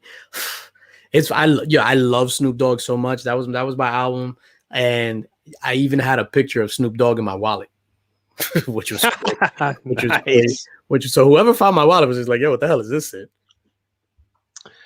Remember back in the day when you actually have pictures in your wallet and stuff? I don't have pictures in my wallet now. Do you? I don't. Oh shit, that's funny because why don't I have pictures in my wallet? Oh, my wife had gifted me a wallet for Christmas, not this past Christmas, but the one before, and it didn't have the thing for pictures. But all the way up until last year, I always had pictures of my wallet. I always had a picture of me and my wife, my daughter, and then the other like things were blank. But I always had a picture in my wallet. I think it's just my last few wallets haven't had those picture things in it, so I haven't had any pictures in my wallets. Yeah, it's just crazy. And it's funny. I have wrote this question down because I wanted to ask you that. And we're talking about like how things are evolving. So I wanted to ask you, particularly with YouTube, is there any difference? Because you know how some people say, oh, like this is a young man's game, like hip hop is a young man's game, blah, blah. Like being in our 40s, right? We're both in our 40s. Is there any advantage or disadvantage to doing like this YouTube thing? I mean, really, I think, it's our age group that's the comic collecting community, really. So it's kind of an advantage. I mean, there's a lot of younger YouTubers out there too, but if you look at it as a whole, most of us are right around that same age group. So for our purposes, I think it's an advantage to be the age we are, because I mean, I don't know how excited I would be to go hang out with a bunch of 18-year-old kids at C2E2 or something, you know, if they were a bunch of 18, 19, 20-year-old YouTubers. I'm not sure I'd be super excited to go hang out with them. But yeah, they'll call you Mr. Baldwin, the English teacher from the teacher's lounge, trying to hang out with the youngins. Yeah. Yeah, no, I agree with you. I think our age group definitely makes up the majority. When you look at the demographic, that 18 to whatever, or even the 34 to 45-year-old, whatever, I think that makes up the majority of the demographic. It's nice and it's refreshing to see younger people into comic books, which is like you don't see a lot. And then that's because of the movies, right? Like kids see the movies and then they want to go out and buy the comics. But I love that. Like I have a personal friend that he's on the younger side, like in his early 20s, and he's like into comic books. I bumped into the comic shop, and big shout out to you, sir. I know you're watching. And I was just like, oh snap, what are you doing here? Like, and he was buying comics, and it was just like, okay, that was awesome. It's good to see the younger cats into the comics. And like what I try not to do, like I try to like give some knowledge and stuff of what I do know, because I don't know a lot. I'm gonna be honest. Like a lot of it, like, you know what I mean, I just fly by the seat of my pants, and I know how to bullshit. And I try to toe that fine line of giving knowledge and like not trying to be that old dude that thinks he knows everything and is like, yo, you should read this because this is awesome. Like I don't want to be that guy. No one wants to be that guy. Well, I guess there are people that want to be that guy, but I don't know crap either, dude. Like I said, I just started collecting again, right? And like listening to like Mark talk. Sometimes when I watch his show and when him and Chris talk, I'm, you know, like even like Joe and Anachronic Comics, those guys have so much information, and it's refreshing to me to hear those guys, and it's kind of nice to not know all that information, really, because it's fun to learn. Yeah, that is true. I do have pictures of YouTubers. Nice. No. So yeah, it's definitely that. Like even with my channel, like it's funny because I've learned so much in the year and a month or 2 months that I've been doing this.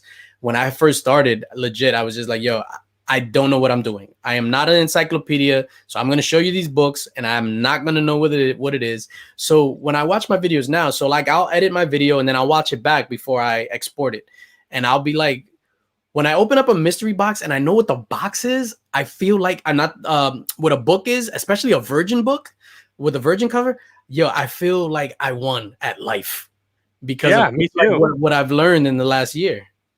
Yeah, I like. There's like even some of these, like knowing some of the writers and some of the artists and stuff. When you see a cover and you're like, oh, that's so and so, because like I grew, you know, when I was collecting, it was McFarlane and Jim Lee and Liefeld and kind of the same group of guys. So now you got all these new artists and all these new writers, and it's awesome to, like, when someone says, oh, so and so wrote this book, and you're like, yeah, okay, and then you actually understand and you know what they're talking about. Because when I first started, I was exactly like you. I'd pull the book out and be like, everything was great to me. I was like, this is an amazing comic book. I have no idea what it is, but it's great. So yeah. Yeah, it's funny. One of my videos where I thought like I was learning stuff, it was a Spider-Man booth Superior box opening, and it was just like if I got it wrong, I would put a check or an X, and I got like the majority of them right, and I was like super hype. And then you mentioned like writers and stuff. Like I'm not like I don't want people to villainize me, but I follow the character. So I don't get excited when it's like, if it's a Hulk book, I'll get excited because it's a Hulk book. I'm not excited because it's like Donny Cates writing it. So what's your level of excitement with the news that broke the other day that Cates will be transitioning or taking up Hulk from Al Ewing in November? Well, I just recently started reading the Immortal Hulk run, and it's amazing. Like from the very beginning of it, with the little girl and the little 12-year-old girl dying at the gas station, to where it progresses, and they like got him cut up into these little pieces, and that whole run is amazing. I'm like up to like I want to say halfway through it at this point, but it's, to me, that character, it's not that big of a deal. Like it doesn't matter what, unless it's just a complete crap show of writing. It's hard to really ruin the Hulk for me. Yeah. Like Batman, I love Batman, and I like James Tynion's writing, and I still read Batman, but to me, I don't know, it's not the same Batman, I guess, as what I'm used to. But with the Hulk, I mean, everything that I've read of the Hulk, he's still, he's just still that rage monster, and that's what I love the most about him. But I don't think the like Donny Cates. I didn't read Thor. I read King in Black. I wasn't a fan. Matter of fact, it was your fault I read King in Black, because at the end of the year, you were like, that was my book of the year. Issue 1 of King in Black was amazing. Issue 1. It was amazing. And then it steadily declined, and it was super anticlimactic, and the ending was super dry. Getting back into comics, like doing the YouTube stuff. So even when I started doing the YouTube stuff, I wasn't buying new books until like maybe 4 months in. I was just doing mystery boxes. So then I was just like, all right, I want to see what's what. I want to get back into some new stuff. And everybody was talking about Venom, right? A million Venom books and mystery boxes. Venom. And then Donny Cates. So then I started hearing Donny Cates. So I go to the LCS. I'm just like, yo, do you got the First of all, I grabbed Venom from like 95. And I was just like, is this the Donny Cates Venom? And they looked at me like I was stupid. It was like, no, it's the one that says Donny Cates. So I grabbed I think it was the first 4 trades at the time. So I grabbed the trades and I read them. Boom. And I was just like, this is not Venom. Like, I don't want to sound like that jaded old dude. Like, I need my Venom to be evil and blah, blah. I was like, this is not Venom from when I left off, that he was just like trying to kill Spider-Man and he was a villain. And I don't know. It was just different. Like, this wasn't my Venom. And I did not like, other than the first couple of issues when they introduced Null and stuff like that, I did not like Venom. So even up to now, Venom is just like with the King in Black tie and stuff, is just like, like I read it because it's hard for me to put something down, especially that I've invested so much. Like, I'm still watching The Walking Dead, and it's the worst show in the world, but it's just hard for me to put something down. So I'm not excited for Donny Cates going to the Hulk when Immortal Hulk, is something that I loved from the beginning. Every single episode, maybe issue, maybe in the 20s, it took a lull where it became super political and it tried to mimic what was going. Oh, oops. I forgot you were reading it. It's all good. I'll forget by the time I get to that issue, probably. Old age. Congrats on all the success. Also, Green. Thank you for the $5 super chat, Burke, but that comment doesn't fly. Green Ranger is not greater than the Hulk. Oh, I see you added a laughing emoji because you know that's false. But back to Donny, like, with Venom, I didn't enjoy that. I haven't read Thor yet. I've been collecting Thor, but I haven't read it. And Crossover. So for me, like, all the Donny Cates, oh my God, Donny Cates. I haven't loved anything that Donny Cates has done. So I'm not excited about him transitioning to Immortal Hulk. No, like Crossover, I was super excited for it at the beginning, but it just took too damn long to get anywhere in that book. And by the time it finally got anywhere, I lost interest in Crossover, honestly. Like, it's past me now. I'm like, I don't even care about that book anymore. Yeah, definitely. Like, with Crossover, I think every episode, like every issue, I keep saying episode, every issue they did something like on the last panel that I was just like, all right, let me buy the next one. But I was not, like, my socks weren't blown off, and I still have socks. Yeah. And they were not blown off. I'm excited for Al Ewing to go to Venom because I like Al Ewing's writing a lot, especially with Immortal Hulk. Like, I like the whole, horror aspects to it, because it's just not, hey, I'm just a rage guy. There's a lot of horror aspects to it, a lot of body horror aspects to it, and hopefully he can incorporate some of that in Venom and make Venom badass again. Like Venom is not badass. Like everybody loves Venom, so it's the Stone Cold thing, right? Where it's just like he's so badass as a bad guy, he turns good because everybody loves him as a bad guy. Not like this Venom where he's like, oh my god, I'm Venom. Oh my god, my son, I'm crying. Yeah, I'm making eggs and stuff for breakfast for you. Really? I need my Venom to be a slobbering monster. That's what I need. Oh my god, I ran over that girl. He's all saying hi to the shop owner, like they're buddies and stuff when they walk in. Come on, hi to the shop owner? What's wrong with him? Jesus Christmas. Oh man. Eternals. Now I'm gonna go to my notes. So Eternals. Are you excited about Eternals? No. That trailer was the epitome of non-exciting. I mean, like that trailer was paint drying is more exciting than that trailer was. Like golf, watching golf and people putt is way more exciting than that Eternals trailer was. Okay. So Slotitup is now grabbing the 9-iron and he's gonna pull up on the club. He's about to hit it. He's about to put it down the green. Yes. So much more exciting than the Eternals trailer. Yeah, yes, he did it. Oh, man. I actually dug the Eternals trailer, and only because they didn't give anything away. So that was the one thing I did like. Because most trailers tell you the whole story. So kudos to them not telling a thing. And that's what I enjoyed. Like I'm cool with that. And what happens is that's probably the last trailer that I'm gonna watch. So with Avengers, Infinity War and Endgame. So for Endgame, I didn't watch any trailers. Infinity War, I watched the first one, and I was like swore off whatever. And the week of Endgame when it was out, I swore off the internet. I was not on the internet unless I was doing like work stuff. But that's the thing with trailers. But I'm excited for Eternals. I just want to see. It's interesting to see how they're gonna explain things because all these world events happened in the MCU, and they're just like sitting back chilling, like, oh yeah, he snapped half of the universe, but we're not able to interfere until now. So what's the big threat that you can interfere now? Kind of doesn't make any sense. Yeah, I'm sure it's gonna be great. I mean, Marvel, other than Gary B, other than Captain Marvel, Marvel hasn't put out really a bad MCU movie. Thor: The Dark World sucked. Okay, you're right. Balls. I forgot about that. That was stupid. You're right. That was I think that's the last one. They're all decent. I think that's the only one that flat out sucks. Captain Marvel. Would I say it sucked? I was super disappointed in it. I wanted it to be good so bad. I enjoyed Brie Larson as an actress. Like she was great in Room, but it was just like I don't know. But, Captain Marvel. I'll tell you this, Gary B. If you're still watching, Captain Marvel, she's pretty cool in Immortal Hulk run. I'll give her that. Yeah, Biggie. Black Widow's coming out July 9th.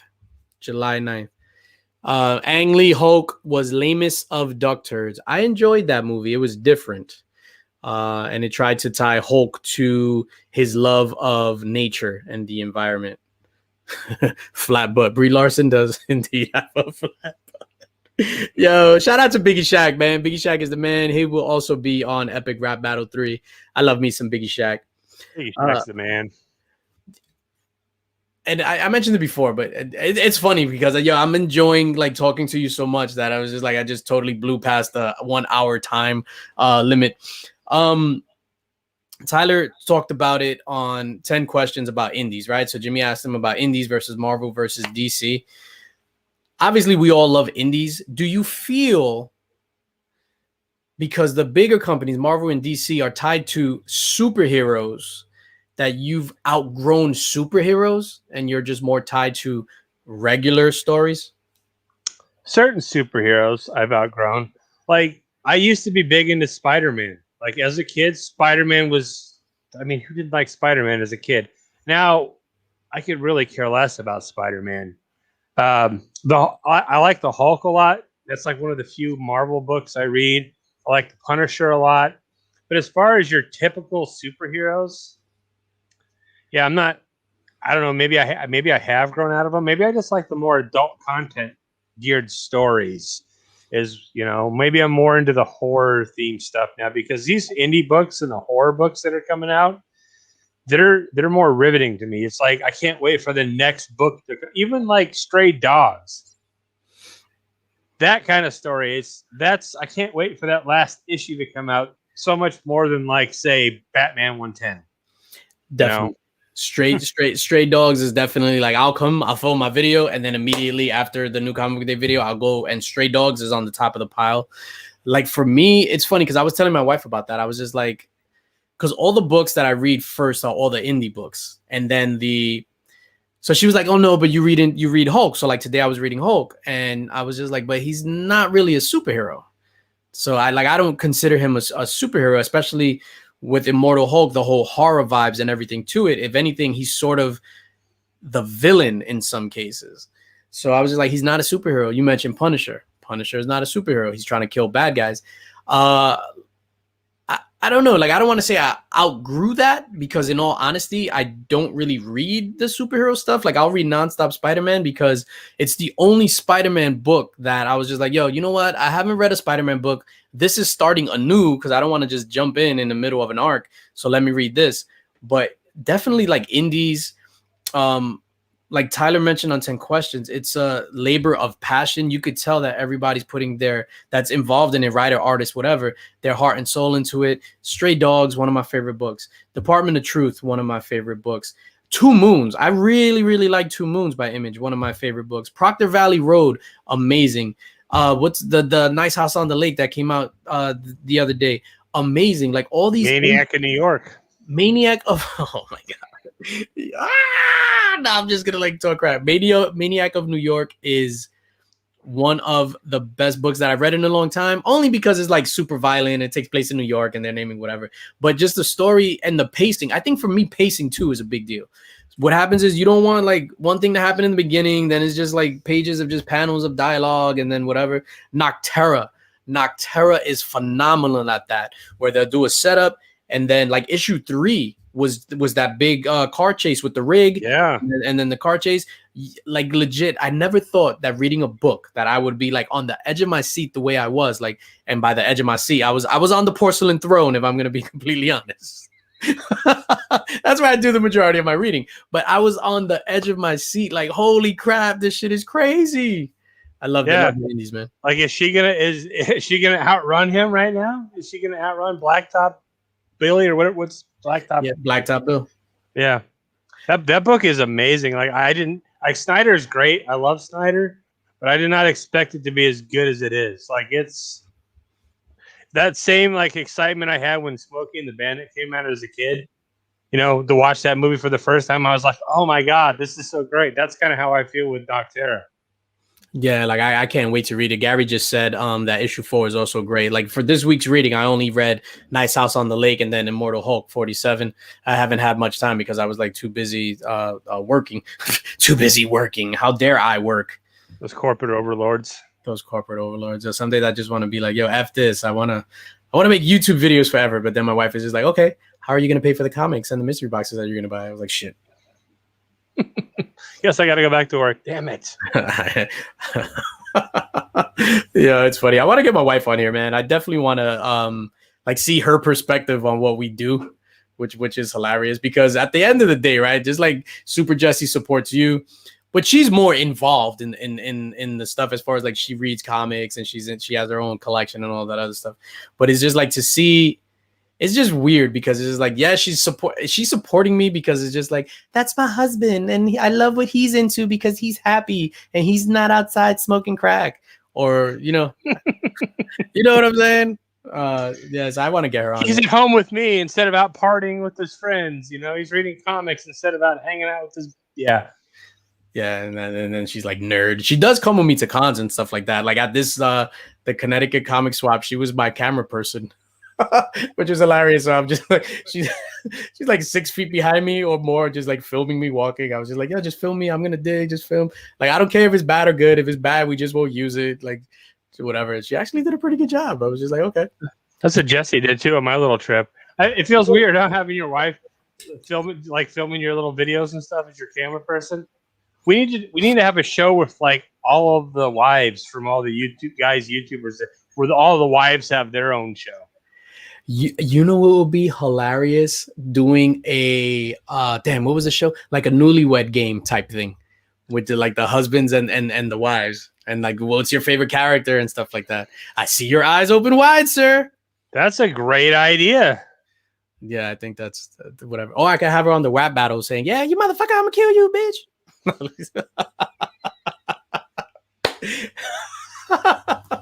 Oh man, Slotitup. It's been a pleasure talking to you and having you on In the Mixer. I appreciate it. It's been a blast.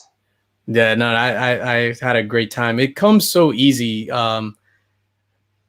when it's just somebody that you vibe with and that you're cool with and that you like. And like Jimmy had mentioned a couple of times on his shows where it's just like you didn't know that there was a void and like you were missing something. And it's amazing to just be able to make friends across the country. Like you're in Oregon, Jimmy's I think he's in a small town in Kentucky. I'm not sure, but you know what I mean? And it's just like, that's definitely the highlight of this whole YouTube stuff. Like obviously the subs and creating content like this, but just getting to vibe with people and talk with people, whether it's just comic books, hip hop. Like it's just weird that you and I are into so much of the same stuff. It's just amazing, man. Because like the friends I have in my real life, they don't care about comics. Most like even my family, they don't care about comics. So it's this whole YouTube thing and bringing all of us with the same common things, goals, and interests together. I never would have thought YouTube would have been a platform to meet people ever in a million years.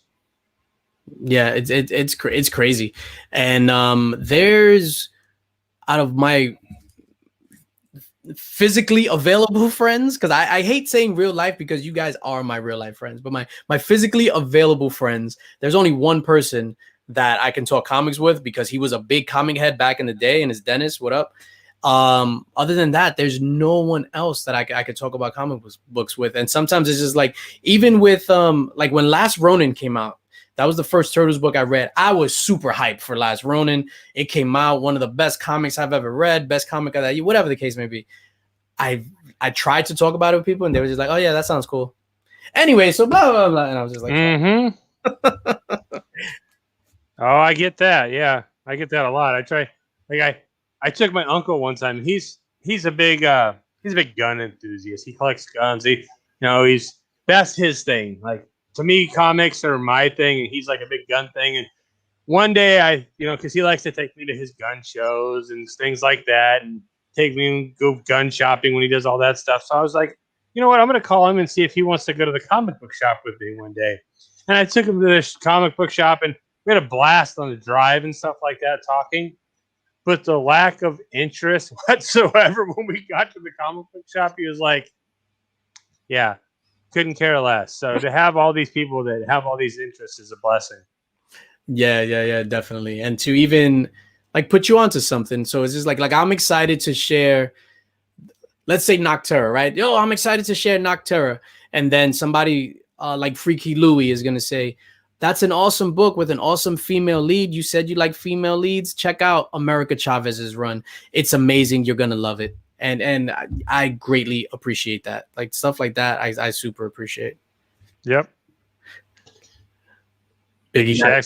Yeah, he's about to get on The Hunt. Tony Sanders, The Hunt. So after this, make sure you check that out. Biggie Shack on The Hunt, Tony Sanders channel. So that's gonna be dope. Slot.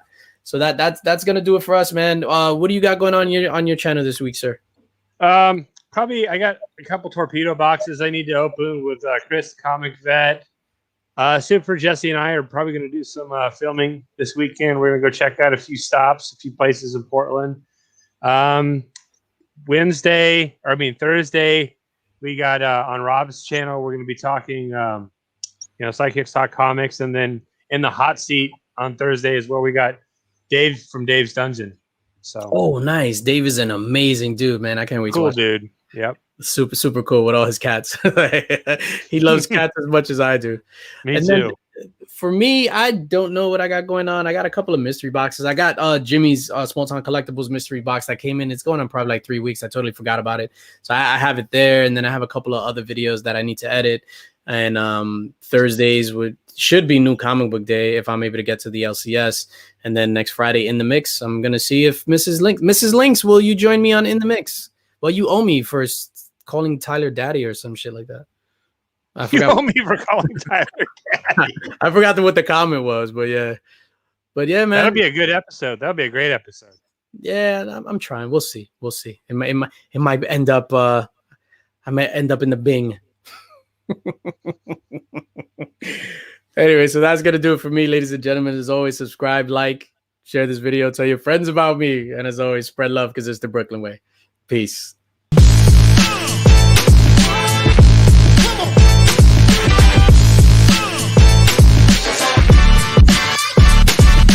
Let's go.